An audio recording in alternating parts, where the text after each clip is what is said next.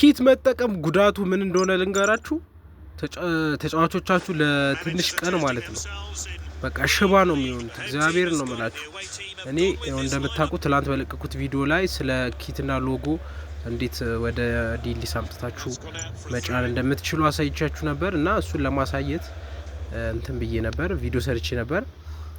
ታየር 2 ነበርኩኝ ማለት ነው። ታየር 2 ነበርኩኝ ቪዲዮ እስከ ምሰራበት ድረስ። ከዛ በኋላ ግን አሁን ታየር 4 ነው የተመለስኩት። በቃ የሆነ ነገር ሆኗል። ይሄ እግዚአብሔር ነው የምላችሁ። እኔ ያላቅም። እስቲ ያጋጠማችሁ ልጆች ካለ ንገሩኝ። እኔ ከዚህ ቀደምም እንደዚህ ለመጀመሪያ ጊዜ ሎጎ ላሳያችሁ፣ ኪት ላሳያችሁ፣ ሎጎ ሳይሆን ኪት ላሳያችሁ ለመጀመሪያ ጊዜ ስሞክር ማለት ነው ለትንሽ ቀን እምቢ አሉ ተጫዋቾች። እኔ እንደፈለኳቸው መታዛቆሙ ነበርና ጌሙን እንደ አዲስ ደልቼ እንደገና ኢንስታል ነው ያደረኩት።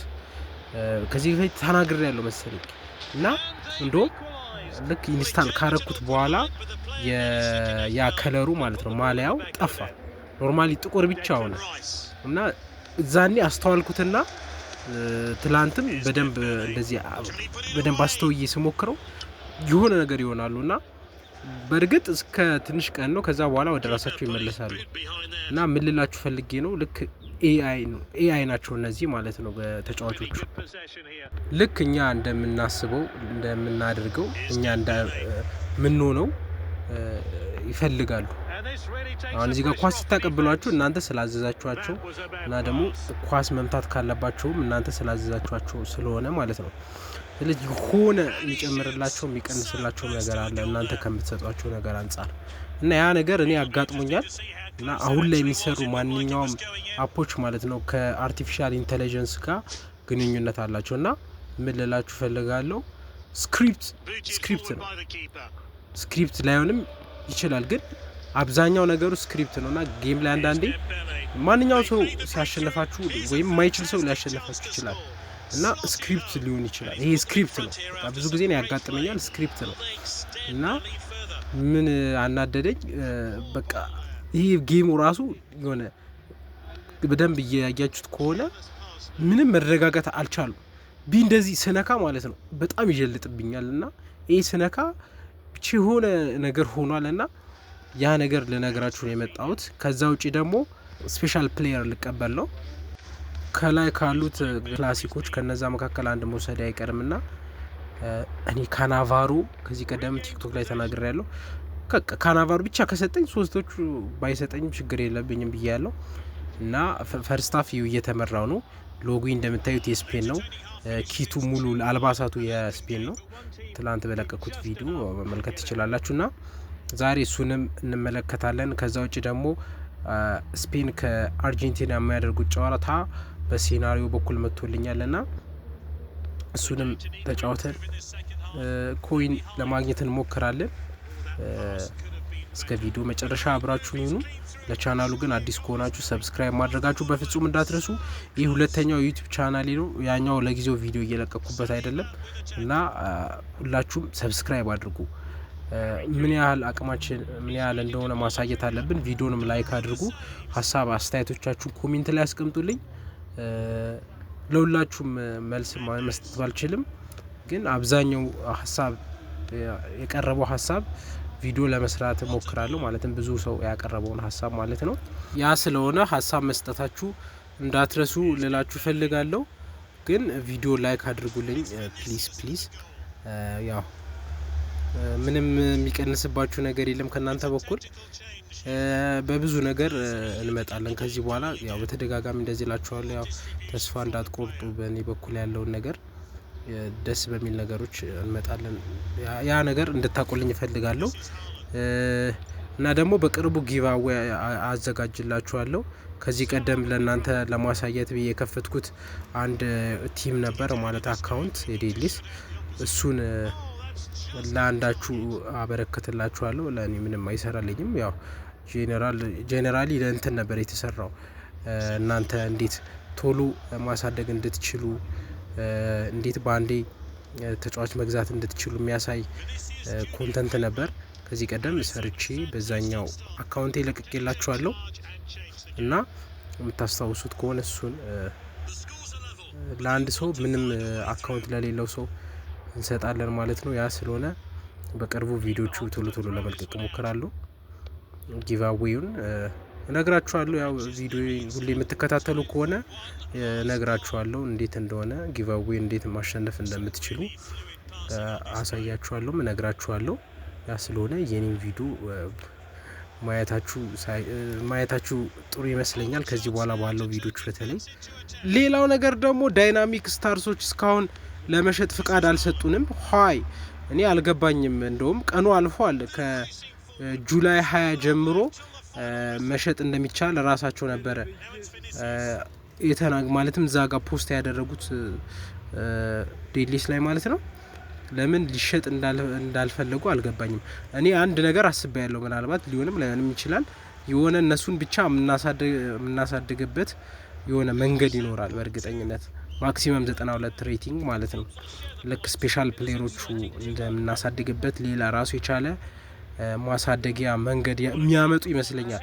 ያ ስለሆነ ነው እስካሁን ፍቃድ እየሰጡን ያለው ነው። እና አንደኛ ደግሞ ብዙ ሰው ይህንን ተጫዋች ወስደዋል። አብዛኛው ሰው እስከ 10 እስከ 12 እስከ 11 የወሰደ ሰው አለ ያለ ሲዝን ፓስ ማለት ነው። ያ ስለሆነ የተጫዋች እንዲሸጥባቸው አይፈልጉም። እና ደግሞ ይህንን ተጫዋች የገዛ ሰው እንዲሸጡ ማለትም እንዳይደብራቸው ሌላ የሚያሳድጉበት መንገድ ሊኖር ይችላል ብዬ ገምቻለሁ። የኔ ሀሳብ ነው። ያው ሊሆንም ላይሆንም ይችላል። እሱን አብረን የምናየው ይሆናል። ግን እስካሁን መሸጥ አልተቻለም። ኖርማሊ 48 ሰዓት ከ48 ሰዓት በኋላ ነው የሚለው ከሁለት ቀን ጀምሮ። አዲስ ነገር ካለ ነግራችኋለሁ። እዚህ ጋር እንደምታዩት አርጀንቲና ከስፔን ጎል ፌራን ቶሬስ አሲስት ዊሊያምስ ማድረግ አለበት ማለት ነው። ምናልባት እናሸንፍ ከሆነ ሰዩ 15 ምናምን ነገር ይቀረናል ደቂቃ። ከባድ ነው። ያው ተጫዋቾቹ እንደምታያቸው ሞተዋል፣ ደክሟል በጣም። ካሸነፍኩ ሰዩ፣ ያው ካላሸነፍኩ ምንም ማድረግ አይቻልም። ኩኩሙትበት ግባና ወጣው። የስ ፌራን ቶሬስ 30 ኮይን ትርፍ። የስ አሲስቱ ደግሞ ዊሊያምስ ቢሆን 30 ኮይን ማለት 20 ኮይን አገኝ ነበረ ማለት ነው። ያው ይሻላል። ያው ከዚህ በኋላ እንደውም በዚህ በትንሽ ደቂቃ ጎል ማስቆጠር ራሱ ከባድ ነው። አሪፍ ነው። ስለዚህ አሸንፈዋለሁ ማለት ነው። እና ሲናሪዮ አሁን ትንሽ ማሸነፍ ጀመርኩኝ ይመስለኛል። አፕዴቶች በመጡ ቁጥር የሆነ ነገር አሪፍ እያደረጉት ነው። አሁን ይሄ በጣም ቬሪ ሃርድ ነው፣ አደገኛ ነው ለማሸነፍ ማለት ነው። ግን ጎል ማስቆጠር እየቻልኩ ነው። እና ያ ስለሆነ ሲናሪዮ ከዚህ ቀደም እንደነበረው አይደለም። የሆነ ሰዓት በጣም አክብደውታል ማን ብዬ ቪዲዮ ብዙ ጊዜ ሰርቼ ነበር። ግን አሁን ትንሽ አስተካክለውታል። ያ ስለሆነ በጣም ደስ ብሎኛል። ምናልባት ዘላስት ቻንስ ኒኮ ዊሊያምስ ይሄን አሲስት የሚያደርግ ከሆነ 20 ሲያስጠላ ተጫዋቾች በጣም ስለደከሙ መሮጥ አልቻለልኝም። እንደውም ፍጥነቱ አሪፍ ነው ኒኮ ዊሊያምስ። እንደምታዩት 165 ኮይን 2740 ክላን ከአንድ ከ10 ምናምን ደቂቃ ጌም ማግኘት በጣም አሪፍ ነው። አሁን ደግሞ ከላይ ወርልድ ካፕ ፕሌየርስ ክላሲኮችን ማለት ነው ስፔሻል ፕሌየሮችን አንድ እንቀበላለን። እኔ በቃ ካናቫሮን ብቻ እንዲሰጠኝ ነው፣ ሌላ አይስጠኝ አልፈልግም። እሺ እንሞክር። በኢየሱስ ስም በኢየሱስ ስም